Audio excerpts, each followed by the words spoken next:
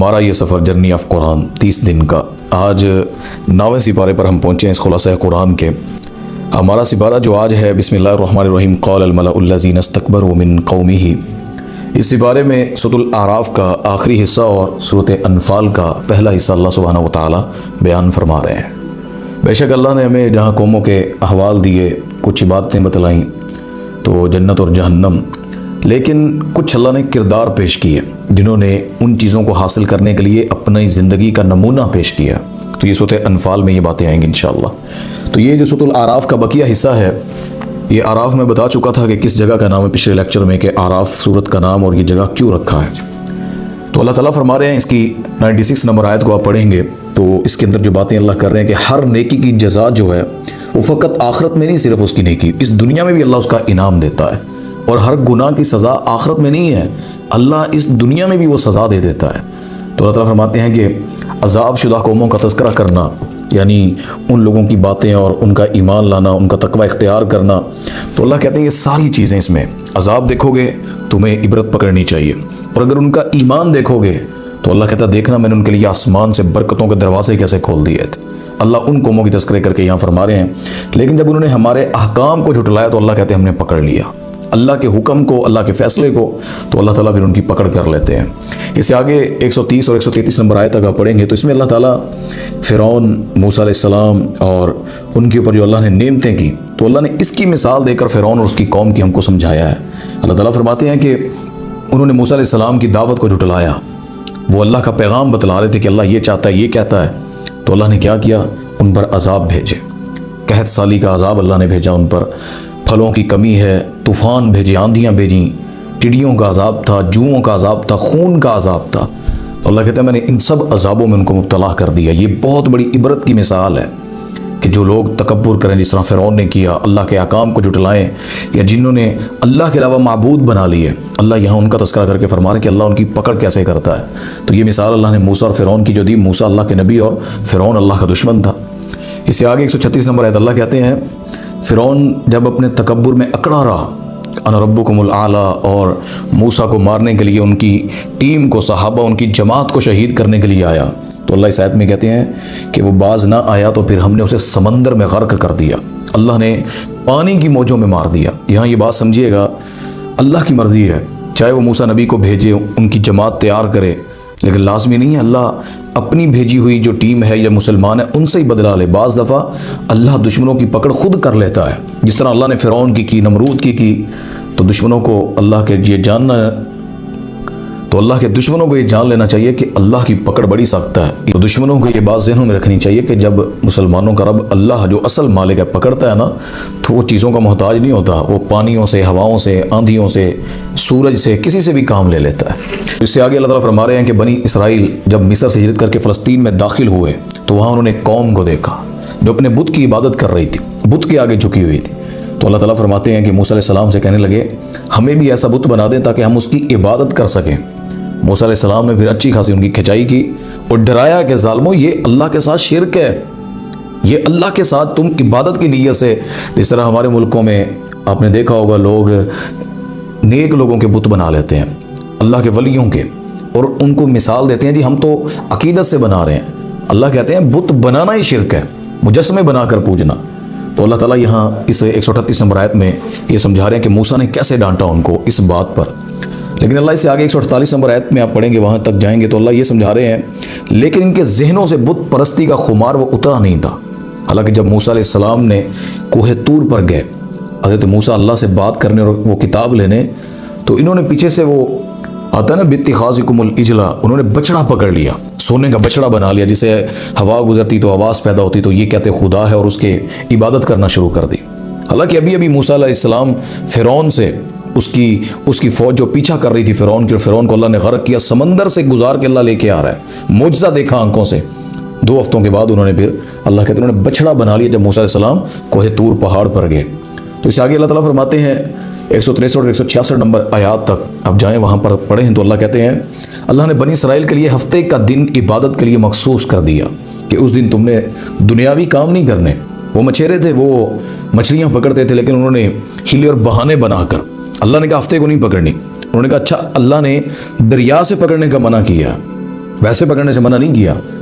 جو اللہ کی انکاری کرنے پہ آتا ہے نا وہ پھر ہیلے بہانے تلاش ہی لیتا ہے، دین میں اللہ کے احکامات میں قرآن کو اپنے مطابق بنانے کی کوشش کرتا ہے. لیکن اللہ نے پکڑ کیسے کی؟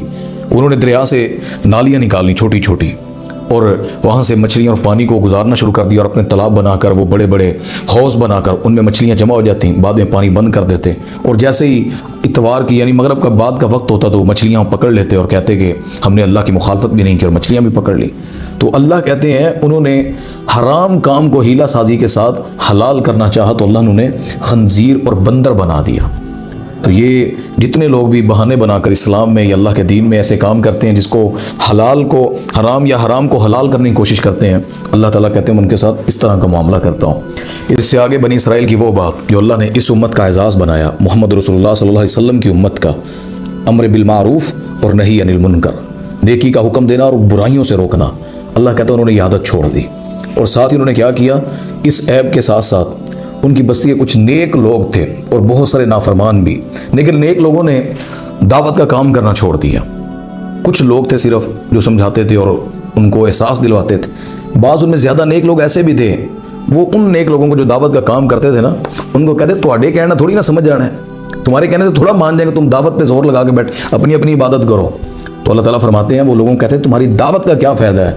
تو اللہ تعالیٰ فرماتے ہیں کہ شاید تم دعوت دیتے وہ تمہاری بات کو مان کر تقوی اختیار کر لیتے، لیکن انہوں نے ایسا نہ کیا. تو اللہ کہتے ہیں جب پھر عذاب آیا تو گناہ گاروں کے ساتھ ساتھ ان نیک لوگوں پر بھی آیا جو دعوت کا کام نہیں کرتے تھے، خود عبادت میں بڑے پہنچے ہوئے تھے، لیکن اللہ نے ان کو پکڑ لیا. اس سے آگے اللہ تعالیٰ نے سورۃ الاعراف کی 180 نمبر آیت اللہ فرماتے ہیں اسماء حسنہ پر ایمان لانا اور ان کا واسطہ دے کر دعا کرنا. یہ اللہ کہتے ہیں مومن کو ایسا کرنا چاہیے.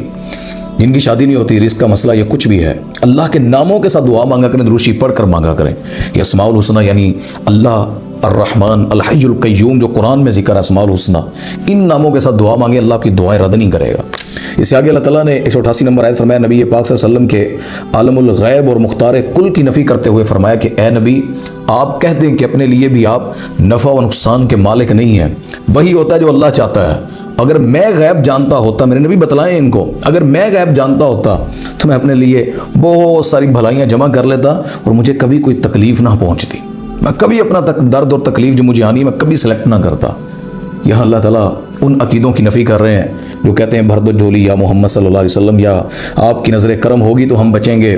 وہ قیامت کو ان کی شفاعت ہوگی. ہمارا ایمان ہے، نبی ہمارے لیے رہبر ہیں، ہدایت ہیں، نور کا راستہ ہے، لیکن نبی کوئی نقصان نہیں دے سکتا، نبی کسی کو نفع نہیں دے سکتا، نبی کسی کو رزق نہیں دے سکتا، اولادیں نہیں دے سکتا ہے.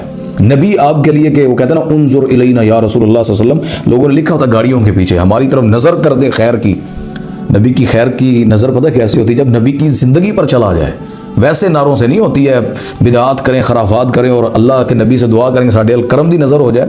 اللہ تعالیٰ اس آیت میں 188 نمبر آیت سورۃ الاعراف کی پڑھ لے جا کر کوئی مسلمان یا کوئی عربی دان یا بڑے بڑے مفتی اور عالم کے اللہ تعالیٰ اپنے نبی صلی اللہ علیہ وسلم کو کیا کہہ رہے ہیں؟ آپ کسی نفع نقصان کے مالک نہیں ہیں اپنے بارے میں، آپ ہے ہی نہیں کہ آپ کو اللہ نے بنایا. دیکھیں رزق مانگتے ہیں لوگ اللہ کے نبی سے، اللہ کے نبی کی ڈیوٹی نہیں ہے رزاق بننا. رزاق اللہ کی صفت ہے. اگر اللہ کے نبی صلی اللہ علیہ وسلم کی ڈیوٹی ہے تو جو بھوکا مر جاتا ہے تو معاذ اللہ پھر اس کا قصور نبی پر ہے، یا جو جس کے حالات تنگ ہوتے ہیں. یہ اللہ کی مرضی، اللہ کا معاملہ ہے، اللہ دینے والا ہے. واللہ خیر الرازقین قرآن میں لکھا. اس عقیدے کو جو لوگ نبیوں سے مانگتے ہیں نا یا نبی کے ساتھ محبت میں آ کر ایسے جملے کہہ دیتے ہیں ان کو اپنی اصلاح کرنی چاہیے قرآن کی آیت پر عمل کر کے.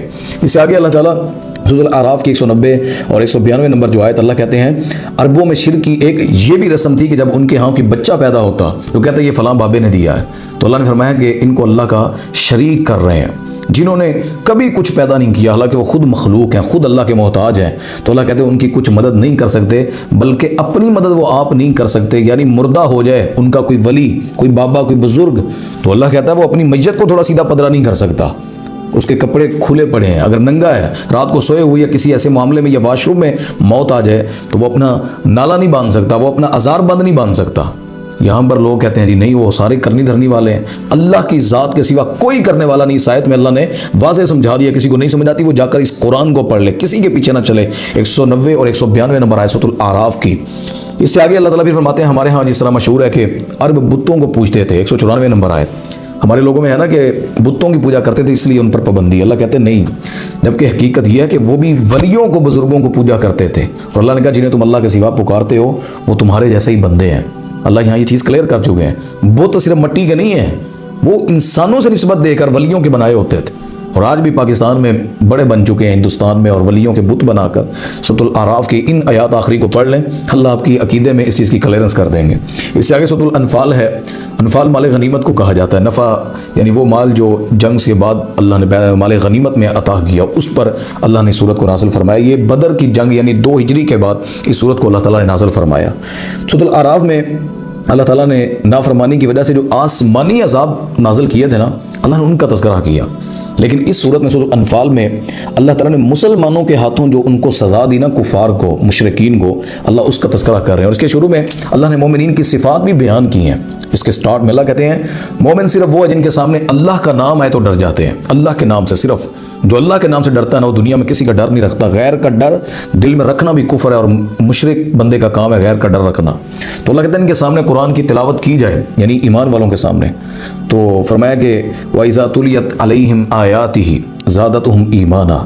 جب ان کے سامنے اللہ کے قرآن کی تلاوت کی جائے تو ان کا توکل، ایمان جو ہے وہ بڑھ جاتا ہے. وہ اپنے رب پر توکل رکھتے ہیں، یقین رکھتے ہیں. تو اللہ کہتے ہیں وہ نماز قائم کرتے ہیں، زکوٰۃ دیتے ہیں. اور سب سے بڑی مہر اللہ کی، اللہ کہتا ہے یہی سچے مومن ہیں.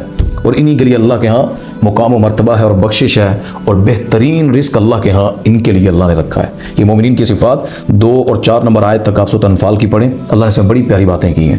اس سے آگے اللہ تعالیٰ فرماتے ہیں مسلمانوں نے مکہ سے ہجرت کر کے جب مدینہ آ گئے تو مکہ کے کافروں نے وہاں بھی انہیں سکون سے نہ رہنے دیا. مکہ کے بعد جب ہجرت کر کے مدینہ پہنچے، اتنی تکلیفیں ملتی تھیں. نبی پاک صلی اللہ علیہ وسلم شیب ابی طالب میں 3 سال گزارے. صحابہ کو اتنا زخمی کر دیا، طائف میں پتھر پڑے، کتنے صحابہ شہید ہو گئے. اللہ نے کہا مدینہ چلے جائیں. مدینہ ہے تو یہ کافر ظالم پیچھے پڑ گئے. کبھی صحابہ کے قافلے لوٹتے، کبھی تجارتی قافلوں کے پیچھے ہوتے. پھر ایک دفعہ ایسا ہوا کہ مسلمانوں نے کہا کہ اب ہم ان کے اوپر چڑھائی کریں گے. تو نبی پاک صلی اللہ علیہ وسلم کو پتہ لگا ایک قافلہ آ رہا ہے ان کا. تو اللہ کے نبی صلی اللہ علیہ وسلم مسلمانوں کو لے کر اس کا پیچھا کرنے گئے. اور اسی طرح جو کافر تھے وہ اس اپنے قافلے کے لیے جب وہ سفیان لے کر جا رہے تھے، اس کے دفاع کے لیے نکلے مکہ سے. تو ان دونوں کی جہاں پر ٹکراؤ ہوا، لڑائی ہوئی، تو یہ وہ صف اول یوم الفرقان کا دن تھا، بدر کا دن، کہ جس کے اندر 70 کافر مسلمانوں نے مار دیے، 70 ان کی صفوں کے پکڑ لیے، قیدی کر لیے. تو اللہ تعالیٰ یہاں 7 نمبر سے 12 نمبر آیت تک اس جنگ کے حالات اور کچھ باتیں اللہ تذکرہ کریں بدر کی. انشاءاللہ میں غزوہ بدر پر مکمل اس جنگ کیسے ہوئی، کیا معاملہ تھا صحابہ، اور اس میں میں نے جس طرح کہا تھا ایک بہت بڑی اچیومنٹ، اللہ کے نبی صلی اللہ علیہ وسلم کو بدر کی جنگ کس لفظوں پر لڑنی پڑی اور کس لفظ کی وجہ سے اللہ کے نبی صلی اللہ علیہ وسلم لڑے. ہر چیز کے ہوتے اس لفظ کی کمی تھی، اس پر انشاءاللہ تبصرہ کریں گے. تو اس سے آگے اللہ تعالیٰ نے 200 انفال کی باتیں کی. تو 38 نمبر آیت تک آپ جب جائیں گے تو اللہ تعالیٰ فرماتے ہیں کہ کافروں کو الٹیمیٹم دیتے ہوئے فرمایا کہ اگر تم باز آ گئے، اتنی جنگ فتح اور ساری باتیں دیکھنے کے بعد کہ اللہ نے تھوڑے لوگوں کو زیادہ پر اللہ تعالیٰ نے فتح نصیب فرمائی، تو اللہ کہتے ہیں تم کیوں عقل حاصل نہیں کرتے؟ اگر تم سدھر گئے، اپنی اصلاح کر لی، تو اللہ کہتے ہیں میں تمہیں یہ الٹیمیٹم دے رہا ہوں کہ میں پھر تم باز آئے تو تمہارے گناہ بخش دوں گا، بلکہ نیکیوں میں بدل دوں گا. اور اگر تم باز نہ آئے تو اللہ کہتا ہے تمہارے ساتھ وہی ہوگا جو پہلی امتوں کے ساتھ چلا آ رہا ہے. ان آیات میں اللہ بھی یہ سمجھا رہے ہیں کہ تسی باز آئے تو ٹھیک ہے، وگرنہ تمہاری پکڑ بڑی سخت ہے. اس سے آگے جو آخری بات کرتے ہیں انشاءاللہ اس بارے کی 39 نمبر آیت سورۃ انفال کی. اللہ کہتے ہیں اور مسلمانوں سے فرمایا اس وقت تک جہاد کرتے رہو جب تک فتنہ ختم نہ ہو جائے اور دین صرف اللہ کا باقی نہ رہ جائے. الجہاد ما بقینا ابدا، جہاد قیامت تک رہے گا. جہاد کی جتنی بڑی آپ دیکھیں تقسیم ہو جائے، لوگ دبانا چاہیں، الاسلام یعلو ولا یعلی علیہ، اسلام کو کوئی جتنا دبانا چاہے گا اسلام ابھر کر آئے گا. انہوں نے اسلام میں جہاد کرنے والے، دین کے لیے لڑنے والوں کو شہید کیا، قید کیا، پتہ نہیں کیا کیا کرتے رہے، جس طرح غزہ میں ہوا. لیکن انشاءاللہ جہاد کرنا ہے اور قیامت تک رہنا ہے. اور اللہ کہتے ہیں جب تک فتنہ ختم نہ ہو جائے. تو دنیا میں یہ ظالموں کے فتنے کافروں کے موجود ہیں، تو ہم نے انشاءاللہ کرنا ہے جہاد کے لیے. ہمارا ایمان ہے، جو جہاد کی نیت نہیں کرتا اور مر جاتا ہے وہ نفاق کی موت مرتا ہے. تو اللہ تعالیٰ فرما رہے ہیں اور صرف اللہ کا دین باقی رہ جائے گا. جہاد سے کیا ہوتا ہے؟ دین کی بات ہوتی. خیر لوگ جس طرح کہتے ہیں کہ نہیں جی ہمارے معاشرے میں صرف نماز روزہ، نہیں بھائی، دین اللہ کا ہو، قانون اللہ کا ہو، ریاست میں نام اللہ کا چلے، قوانین اسلام کے اس پر عمل پیرا ہوں، پھر وہ اللہ کا دین ہے. صرف نماز روزے کا نام دین ہوتا تو اللہ یہ کیوں کہتا ہے ہجرت کرو جس جگہ پر کافروں کی حکومت ہے، یعنی دارالکفر میں نہ رہو. یہ ساری چیزیں تو یہاں سے یہ پتہ چلتا ہے کہ ہم نے جہاد بھی کرنا اور انشاءاللہ اسلام کو مضبوط بھی کرنا اور اللہ کے دین کے لیے ڈٹے رہنا ہے. تو یہاں تک اللہ تعالیٰ یہ باتیں کر رہے ہیں. انشاءاللہ اس کے آگے بھی اگلے سپارے پہ سورۃ الانفال کی بقیہ باتیں کریں گے۔ اللہ ہم سب کو عمل کی توفیق عطا فرمائے۔ وآخر دعوانا الحمدللہ رب العالمین۔